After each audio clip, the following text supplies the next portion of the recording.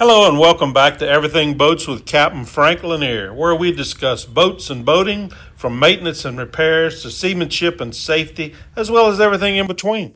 This podcast is a companion to my YouTube channel of the same name, so if you like and find it useful, be sure to subscribe and please check out my YouTube channel as well, where you'll find hundreds of informative videos on pretty much every boating topic imaginable. Today's podcast, you're aground. Now what? Every boater will experience it sooner or later, that stomach-clenching feeling of arrested forward motion during a draft exceeds water level event, aka grounding. What you do immediately after a grounding can make the difference between a barely noteworthy discussion at the Yacht Club Tiki Bar or a harrowing tale on par with the Poseidon adventure.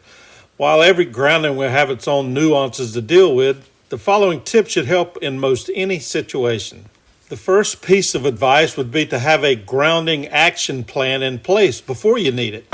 Trying to decide what to do after you're grounded wastes time, which may be running out if the tide is falling or if other circumstances, weather, waves, whatever, can worsen your situation. Quick, decisive action may save the day with only a few scratches to your hull and your ego. When developing your plan, consider not only extra items you may need, easily portable anchor and a rod, etc., but also the type of boat you have. A full keel sailboat, for example, is less susceptible to damage than a powerboat featuring props and rudders that extend below the keel. On the other hand, for sailboats with a centerboard, simply raising the board may be all that's needed to free yourself. If your boat is more likely to experience damage when grounding or while trying to unground, your plan needs to take that into consideration as well. Now we're going to go over what I like to call Captain Frank's grounding checklist. Number one, check on the passengers and crew. The first thing to do after grounding is to ensure that everyone is okay. A sudden stop when running aground can send people and objects flying. Number two, secure the engine. Place the engine in neutral or drop all sails if you're sailing and inspect the bilges to see if your boat is taking on water. I recommend shutting the engine off as well, as this will prevent the engine from sucking up mud and sand, etc., which could lead to overheating. Also, depending on how you are aground, your engine cooling water intake may be above water. Number three, check for damage. Try to determine if you've sustained damage to the hull or running gear, paying particular attention to stuffing boxes, rudder post packing glands, and through hulls.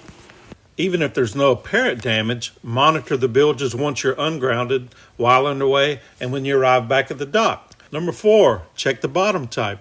Knowing what you've grounded on, rock, soft mud, hard sand, coral, or whatever, will help determine the best course of action to free yourself. If you're not sure, bottom information can be found on your charts or possibly determined by scooping up a sample with your anchor. Number five, verify the state of the tide. Knowing the state of the tide is crucial after grounding. A soft grounding during a rising tide may mean the best option is simply to wait. Grounding on a falling tide means you'll have less time to extricate yourself before the water level drops.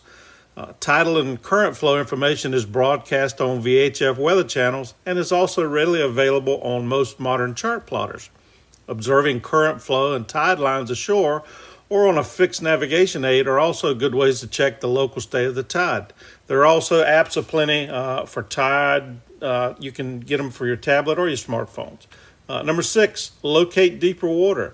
Figure out why you ran aground in the first place. Many people run aground and get themselves refloated only to run aground 30 seconds later.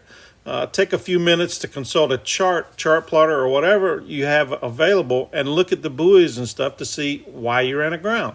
Don't automatically assume deeper water is behind you. If you've grounded on a shoal or a reef, the closest deep water may actually lie in front of you. In some areas, you can read water depth by color, but in less clear waters, quickly take soundings around the boat using a lead line or maybe a long boat hook. You may also be able to use your dinghy to survey the water around your boat. Outfitting your dinghy with a fixed or handheld depth sounder will be a big help in this regard. Now, let's talk about floating your boat. When considering what action to take after grounding, keep the sage advice of old Hippocrates in mind. First, do no harm. For a hard grounding, when you've struck a reef or a rocky bottom and sustained significant damage, staying put until professional help arrives is typically the best approach. Freeing a damaged boat could easily result in sinking once the boat reaches deeper water. For soft groundings with a little or no damage, the following tactics may help get you afloat. Number one, powering off. Attempting to power off is probably the first reaction for most boaters immediately after grounding. Before using your engine to power off, however, make sure it's pumping water. Verify that the intake is in the water, not sucking up sand, mud, or other gunk from the bottom. You'll also want to keep an eye on the temperature gauge and make sure water is flowing freely from the exhaust. If you gently slid up on a shoal bow first, you may be able to power off in reverse, back the way you came, until reaching deeper water. Moving passengers from side to side or swinging the rudder from port to starboard while backing down may roll your boat enough to break free.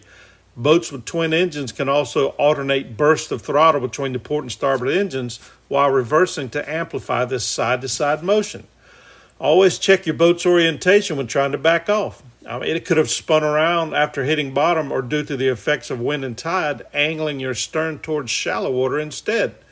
If you struck the shoal at an angle, you may be able to power off by turning the rudder hard towards deeper water and throttling up in an effort to spin the bow back towards it. Twin-engine boats can try to spin the bow by placing the engine closest to deep water in reverse and then the other in forward, once sure that your props are clear of the bottom. If your running gear extends below the keel or it could be touching bottom in any of the above situations, you'll want to try other tactics to minimize damage. This could include trimming up your outdrives or your outboard engines to clear them of the bottom.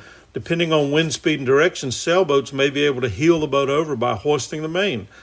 Heeling reduces draft and breaks suction, which, when combined with the thrust of the engine, may do the trick. Number two, drop some pounds. If it's safe to do so, loading people or heavier items into the dinghy can often reduce your draft enough to free your boat. You can also reduce weight by emptying water tanks or using your dinghy to ferry items ashore. Sometimes simply launching the dinghy itself can make a difference.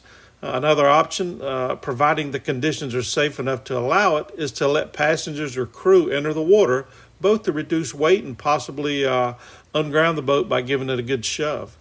You may be able to simply move weight forward and reduce the draft aft. And if you're lucky, then be able to push the boat off. But under no circumstance should you use the engine while people are in the water. Number three, how about a lift? You may be able to use the wave action or the wake of a passing boat to lift your boat clear enough to power into deeper water. The trick is timing bursts of the throttle in the right direction as the boat lifts clear of the bottom. For this to work, you have to know where deep water is, and your running gear has to be clear of the bottom. This method should not be used if you are aground on a hard or rocky bottom. Number four, kedging. Kedging involves setting an anchor in deeper water and then trying to winch the boat free, typically in conjunction with thrust from the engine. It's easier with smaller boats where you can easily throw a small anchor towards deep water, but it's more difficult for larger vessels with heavier ground tackle. In this case, the safest deployment method is often using the dinghy to ferry out the anchor. Speaking of anchors, it may sound odd, but depending on your situation, you may also want to put your anchor out when you're aground. Safely, try to get the anchor as far away from the boat as possible in deep water. Then place as much strain on the anchor line as possible. This will prevent your boat from going any further aground due to wakes or current shifts. Deploying your anchor may be the difference between floating off the next high tide or facing a much more in-depth removal process. Whatever your action plan is, personnel and vessel safety should be paramount. If there are extenuating circumstances, darkness approaching, deteriorating weather, don't hesitate to call for professional help. This is the time that a service contract with a professional towing company, such as Sea-Tow, is invaluable. If a life-threatening situation exists, such as the possibility of sinking, don't hesitate to request assistance from the Coast Guard. While the Coast Guard is no longer in the business of providing routine towing service during non-life-threatening groundings, they can provide other assistance, such as contacting a commercial towing company for you, and will monitor your situation once notified. Finally, we'll close with this bit of sage-old advice from Captain Frank himself. Don't be embarrassed. Everybody runs aground at some point. And as I've always heard, there's two kind of boaters, those that have run aground and those that will run aground.